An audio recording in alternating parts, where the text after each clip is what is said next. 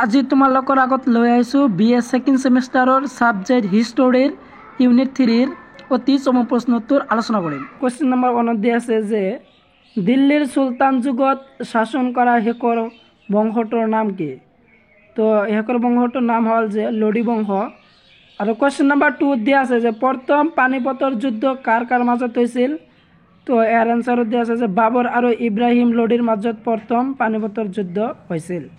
আৰু question number 3 যে পানিপথৰ প্ৰথম যুদ্ধত বাবৰে কাক পৰাজিত কৰিছিল? তো ইয়াৰ আনচাৰত দিয়া আছে ইব্ৰাহিম লোডিক পৰাজিত কৰিছিল। আৰু কুৱেশ্যন নম্বৰ 4 যে খানুৱাৰ যুদ্ধ কাৰ কাৰ মাজত সংঘটিত হৈছিল? তো ইয়াৰ আনচাৰত দিয়া আছে যে বাবৰ আৰু ৰাণা সংগৰ মাজত খানুৱা যুদ্ধ সংঘটিত হৈছিল। আৰু কুৱেশ্যন নম্বৰ 5 দিয়া আছে যে কোন চনত খানুৱাৰ যুদ্ধ সংঘটিত হৈছিল? কোন চনত? 1527 চনত খানুৱাৰ যুদ্ধ সংঘটিত হৈছিল।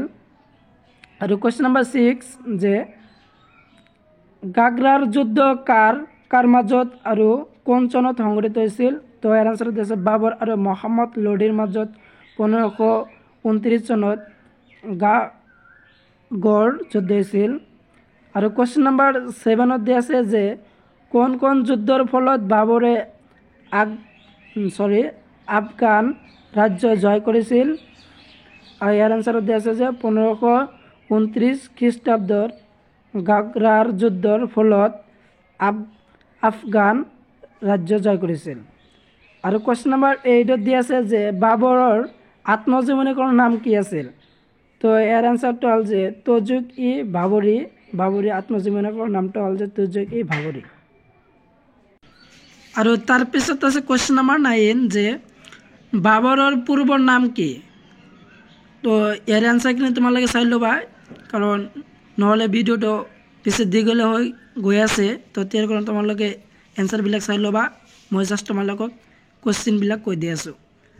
তো ইয়াৰ কুৱেশ্যন নম্বৰ 10 হ'ল যে কোন চনত বাবৰে গাজী উপাধি গ্ৰহণ কৰিছিল? তো ইয়াৰ আনচাৰটো চাই ল'বা। আৰু কুৱেশ্যন নম্বৰ 11 যে মল্লদেৱ কোন আছিল? আৰু কুৱেশ্যন নম্বৰ 12 যে শ্বেৰজাহ সুৰী কোন আছিল? আৰু কুৱেশ্যন নম্বৰ 13 শ্বেৰজাহ সুৰীৰ প্ৰকৃত নাম কি আছিল? তো প্ৰকৃত নামটো হ'ল যে ফৰিদ। আৰু কুৱেশ্যন নম্বৰ 14 দিয়া আছে যে শ্বেৰগাই বিহাৰত তেওঁৰ আধিপত্য কেতিয়া স্থাপন কৰে? তো ইয়াৰ আনচাৰটো চাই ল'বা। আৰু কুৱেশ্যন নম্বৰ 15 শ্বেৰজাহৰ সমসাময়িক দিল্লীৰ চুলতান কোন আছিল? আৰু কুৱেশ্যন নম্বৰ 16 যে শ্বেৰজাহে কেতিয়া চুনাৰ দুৰ্গ অধিকাৰ কৰে? আৰু কুৱেশ্যন নম্বৰ 17 দিয়া আছে যে শ্বেৰগাই কেতিয়াৰ পৰা শ্বেৰজাহ নাম লৈছিল? তো এই আনচাৰটো তোমালোকে চাই ল'বা। আৰু কুৱেশ্যন নম্বৰ 18 দিয়া আছে যে কোন চনত চৌচাৰ যুদ্ধ সংঘটিত হৈছিল? আৰু কুৱেশ্যন নম্বৰ 19 দিয়া আছে যে চৌচাৰ যুদ্ধ কাৰ কাৰ মাজত হৈছিল? আৰু কুৱেশ্যন নম্বৰ 20 দিয়া আছে যে বিলগ্ৰামৰ যুদ্ধ কোন চনত হৈছিল আৰু কোনে পৰাজয় বৰণ কৰিছিল? ইয়াৰ আনচাৰটো চাই ল'বা। আৰু কুৱেশ্যন নম্বৰ 21 যে শ্বেৰজাহৰ দিনৰ সাম্ৰাজ্যৰ ধৱনী বুলি কাক কোৱা হয়? আৰু কুৱেশ্যন নম্বৰ 22 যে কাৱলিয়ত আৰু পট্টা প্ৰথা কোনে প্ৰৱৰ্তন কৰে? আৰু কুৱেশ্যন নম্বৰ 23 যে শ্বেৰজাহে প্ৰচলন কৰা নতুন মুদ্ৰা বিধিৰ নাম কি আছিল? তো ইয়াৰ আনচাৰত দিয়া আছে যে দাস নামৰ নতুন মুদ্ৰা শ্বেৰজাহে প্ৰচলন কৰিছিল। আৰু কুৱেশ্যন নম্বৰ 24 যে হিন্দীত পদ্ম নামত গ্ৰন্থ কোনে ৰচনা কৰিছিল? তো ইয়াৰ আনচাৰত দিয়া আছে যে শ্বেৰজাহৰ অনুপ্ৰেৰণাত মাহমুদ জয়সীয়ে হিন্দীত পদ্ম নামত গ্ৰন্থ ৰচনা কৰিছিল। আৰু কুৱেশ্যন নম্বৰ 25 দিয়া আছে যে শ্বেৰজাহৰ পাছত কোনে তেওঁৰ সাম্ৰাজ্য উত্তৰাধিকাৰী হয়? আৰু কুৱেশ্যন নম্বৰ 26 দিয়া আছে যে শ্বেৰজাহে সামৰিক ক্ষেত্ৰত কি প্ৰথাৰ পুনৰ প্ৰৱৰ্তন কৰিছিল? তো ইয়াৰ আনচাৰ দিয়া আছে ডাক প্ৰথা পৰিৱৰ্তন কৰিছিল।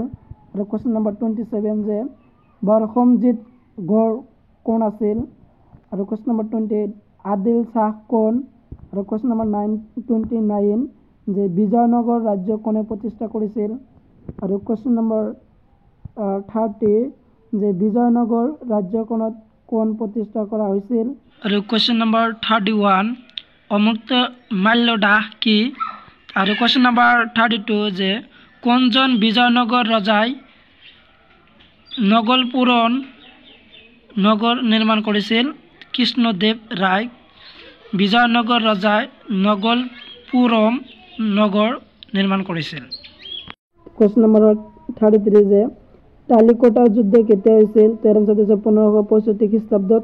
আৰু কুৱেশ্যন নম্বৰ 34 যে পদ্মনামৰ লেখক কোন। আৰু কুৱেশ্যন নম্বৰ 35 ইলতুৎমিছে কেতিয়া মাল বা লুট কৰিছিল। ইয়াৰ এনচাৰ হৈছে 1235 খ্ৰীষ্টাব্দত ইলতুৎমিছে মাল বা লুট কৰিছিল। আৰু কুৱেশ্যন নম্বৰ 36 কাক মৌলিক উচ্চ স্বৰ্গ উপাধি দিয়া হৈছিল। আৰু কুৱেশ্যন নম্বৰ 37 যে বাহমনি ৰাজ্য কোনে প্ৰতিষ্ঠা কৰে। তাৰ এনচাৰ দিয়া আছে যে আলাউদ্দিন বাহমন শ্বাহে বাহমনি ৰাজ্য প্ৰতিষ্ঠা কৰে। আৰু তাৰপিছত আছে কুৱেশ্যন নম্বৰ 38 বাহমনি ৰাজ্যৰ অন্তৰ্গত 4খন প্ৰদেশৰ নাম লিখা। তাৰ এনচাৰ দিয়া আছে গুলবাৰ্গা, দৌলতাবাদ, বেৰাৰ আৰু বিদাৰ। আৰু কুৱেশ্যন নম্বৰ 39 যে বাহমনি ৰাজ্যৰ চুলতানসকলৰ অক্ষয় কীৰ্তিত্বসমূহ কি কি। ইয়াৰ এনচাৰত দিয়া আছে, তোমালোকে এনচাৰটো চাবা। আৰু কুৱেশ্যন নম্বৰ 40 অষ্টদিগ্গজ বুলিলে কি বুজায়। ইয়াৰ এনচাৰটো চাবা। আৰু কুৱেশ্যন নম্বৰ 42 বাহমনি ৰজা হুমায়ুনক কিয় জালিম হুমায়ুন বুলি জনা যায়। তেওঁ এজন সাহসী কিন্তু অত্যাচাৰী ৰজা আছিল। আৰু কুৱেশ্যন নম্বৰ 43 যে চালুবা বংশৰ প্ৰতিষ্ঠাপক কোন আছিল। তেওঁৰ এনচাৰ দিয়া আছে নৰসিংহ আছিল। আৰু কুৱেশ্যন নম্বৰ 44 বাহমন শ্বাহৰ মৃত্যুৰ পিছত পৰৱৰ্তী ৰজা কোন আছিল। মহম্মদ শ্বাহ প্ৰথম ৰজা আছিল। আৰু কুৱেশ্যন নম্বৰ 45 বাহমনি ৰাজ্যৰ শেষৰ ৰজাজন কোন আছিল। তেওঁৰ এনচাৰ দিয়া আছে যে কালিমুল্লাহ আছিল শেষৰ ৰজা। আৰু কুৱেশ্যন নম্বৰ 46 চুলতান ইলতুৎমিছৰ শাসনকালত বংগদেশৰ শাসনকৰ্তাজন কোন আছিল। গিয়াছুদ্দিন খিলজী আছিল। আৰু কুৱেশ্যন নম্বৰ 47 বংগদেশৰ শ্ৰেষ্ঠ চুলতানজন কোন আছিল। আলাউদ্দিন হুচাইন আছিল, আলাউদ্দিন হুচাইন শ্বাহ। আৰু কুৱেশ্যন নম্বৰ 48 বংগদেশৰ শাসনকৰ্তা তিৰগিল খাক কোনে আৰু কেতিয়া পৰাজিত কৰিছিল। চুলতান বলবনে পৰাজিত কৰিছিল 1282 খ্ৰীষ্টাব্দত।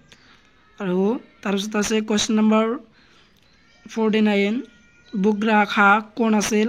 বংগদেশৰ শাসনকৰ্তা আছিল বুগৰা খাঁ। আৰু কুৱেশ্যন নম্বৰ 50 বংগদেশৰ প্ৰথম স্বাধীন চুলতান কোন আছিল।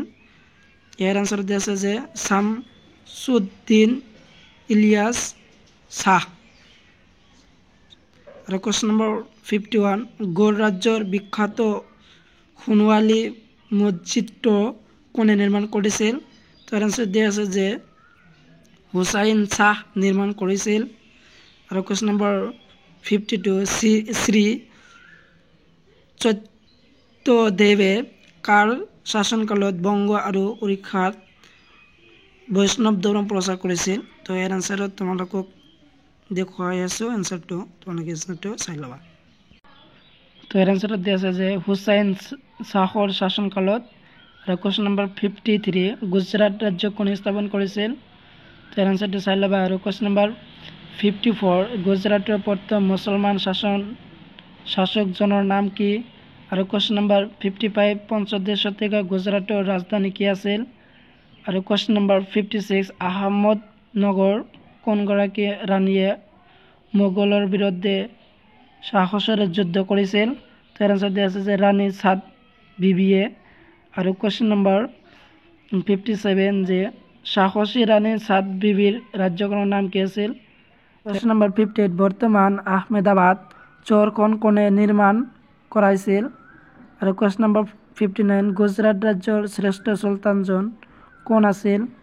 আৰু কুৱেশ্যন নম্বৰ 60 যে কাৰ শাসনকালত পৰ্তুগীজসকলে দুবাৰকৈ গুজৰাট ৰাজ্য আক্ৰমণ কৰিছিল। আৰু কোৱেশ্চন নম্বৰ 61 যে চাম্পায়নাৰ দুৰ্গক মহম্মদ বাদ নামকৰণ কোনে কৰিছিল। আৰু কোৱেশ্চন নম্বৰ 62 মালোৱাত স্বাধীন ৰাজ্য কোনে স্থাপন কৰিছিল। আৰু কোৱেশ্চন নম্বৰ 63 যে মালোৱাৰ খিলজী বংশ কোনে প্ৰতিষ্ঠা কৰিছিল। আৰু কোৱেশ্চন নম্বৰ 68 যে 64 জোনপুৰ নগৰ কোনে প্ৰতিষ্ঠা কৰিছিল। আৰু কোৱেশ্চন নম্বৰ 65 জোনপুৰ শাসন কৰা ৰাজবংশটোৰ নাম কি আছিল। আৰু কোৱেশ্চন নম্বৰ 66 শাক্য বংশৰ শ্ৰেষ্ঠ ৰজা কোন আছিল। ইব্ৰাহিম শাহ।